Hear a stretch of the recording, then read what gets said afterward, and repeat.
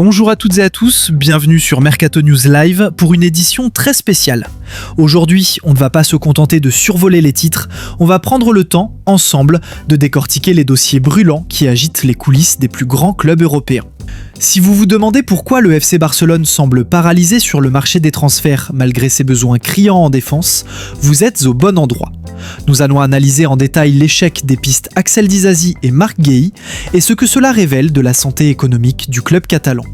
Mais ce n'est pas tout, pendant que le Barça compte ses sous, le Real Madrid prépare l'avenir avec une cible allemande de premier choix. Nous parlerons aussi du grand flou autour de l'avenir de Robert Lewandowski, bluff ou réelle incertitude. Enfin, nous ferons un large tour d'horizon de la Première Ligue à la Ligue 1 avec des mouvements majeurs à Newcastle, Tottenham et l'OGC Nice. Prenez de quoi boire, installez-vous confortablement, on plonge au cœur du réacteur, c'est parti. Commençons par le dossier le plus complexe de ce début d'année, la quête désespérée du FC Barcelone pour un défenseur central. Le constat est simple, Hansi Flick a besoin de renforts, mais la réalité économique est brutale. Parlons d'abord du cas Axel Disasi. Sur le papier, c'était le mariage parfait. Disasi, c'est un monstre physique d'1m90. Un joueur capable de casser les lignes par la passe, rapide, puissant dans les duels. Exactement ce qu'il faut pour jouer haut, comme l'aime le Barça. À Chelsea, la situation est claire. Enzo Maresca ne compte pas sur lui. Le club londonien a un effectif pléthorique et doit vendre. Disasi est donc sur le marché. Alors, pourquoi ça bloque ? L'obstacle est double et il est infranchissable pour le moment. Premièrement, le salaire. Axel Disasi touche des émoluments de Première Ligue. Pour le Barça actuel, qui est toujours étranglé par le plafond salarial de la Liga, s'aligner sur un tel salaire est impossible sans mettre en péril l'enregistrement d'autres joueurs comme Dani Olmo ou Pau Victor. Deuxièmement, la nature du transfert. Chelsea ne veut pas entendre parler de prêt sec. Les Blues veulent du cash, une vente définitive pour équilibrer leur propre compte vis-à-vis du fair play financier anglais. Le Barça se retrouve donc dans une situation paradoxale. Le joueur est disponible, le profil est validé techniquement, mais le portefeuille est vide. C'est un coup dur, car Disasi aurait apporté cette densité physique qui manque parfois au Blaugrana en Europe. Face à cet échec prévisible, la direction sportive menée par Deco a tenté un autre coup, Marc Guéhi. Le défenseur de Crystal Palace est l'une des valeurs sûres de Première Ligue, titulaire avec l'Angleterre. Des réunions ont eu lieu, le contact a été établi avec ses agents. Mais là encore, le retour à la réalité a été violent. Mundo Deportivo nous apprend que le Barça a dû refroidir la piste. Pourquoi ? Parce que Crystal Palace sait ce qu'il possède. Guéhi, c'est minimum 60 ou 70 millions d'euros sur le marché actuel. Pour un Barça qui doit compter chaque centime, c'est de la science-fiction. Analyse tactique.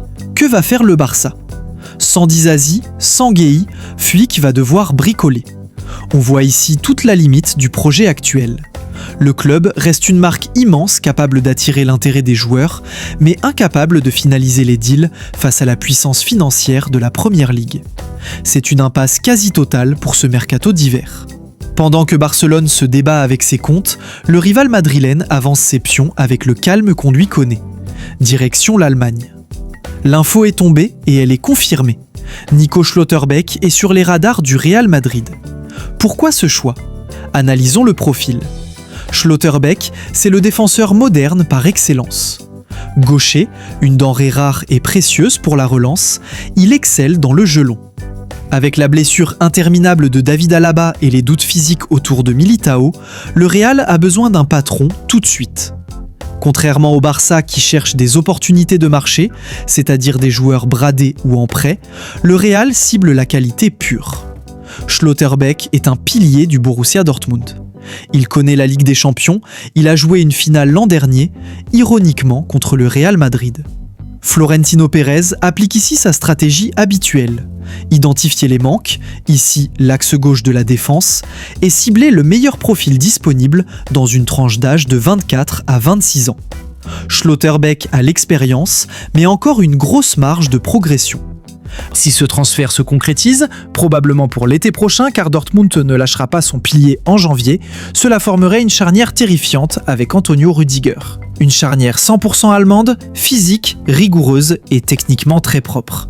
C'est un message fort envoyé à l'Europe. Le Real ne bricole pas, il consolide. Revenons en Catalogne, mais cette fois sur le front de l'attaque. Il y a un dossier qui commence à inquiéter, ou du moins à interroger, les supporters. L'avenir de Robert Lewandowski. Son contrat expire en juin. Certes, il y a des clauses de prolongation liées au nombre de matchs joués, mais écoutez bien ces derniers mots. J'ai le temps de prendre une décision. Pour l'instant, je ne sais pas où je veux jouer. Ce n'est pas anodin. À son âge, Lewandowski sait qu'il est à la croisée des chemins. D'un côté, il y a le projet Flick, où il s'épanouit et marque beaucoup. De l'autre, il y a l'appel du large et de l'argent. On sait que la MLS et l'Arabie Saoudite lui font les yeux doux.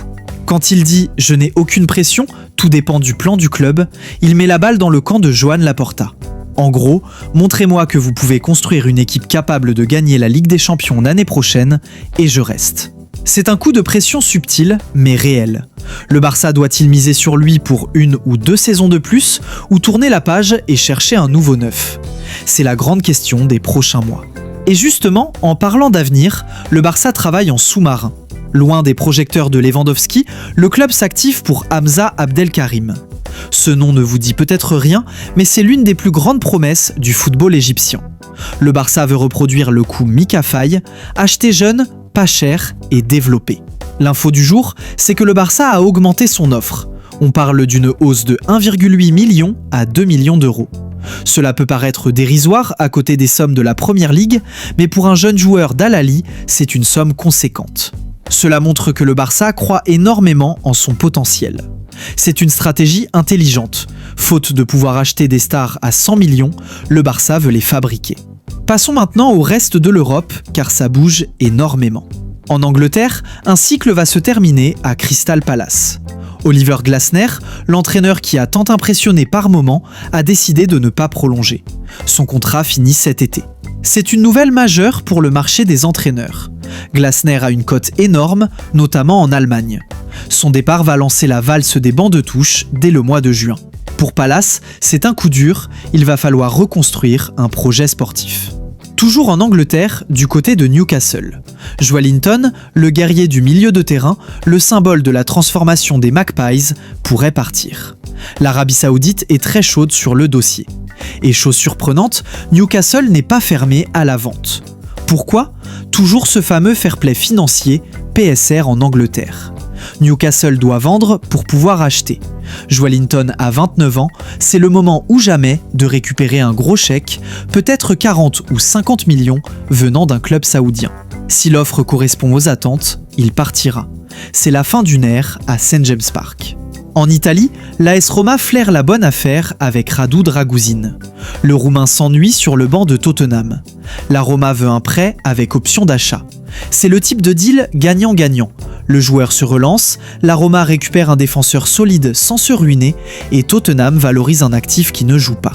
Et enfin, un mot sur la Ligue 1 et le Maroc. Amir Richardson. Parti à la Fiorentina après de belles promesses en France, l'aventure italienne tourne court. Il ne joue pas assez.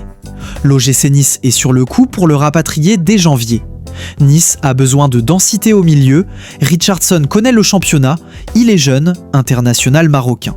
C'est une idée très maligne de la part des Aiglots. Le joueur veut partir, la Fio veut dégraisser, tous les feux sont au vert pour un retour en Ligue 1.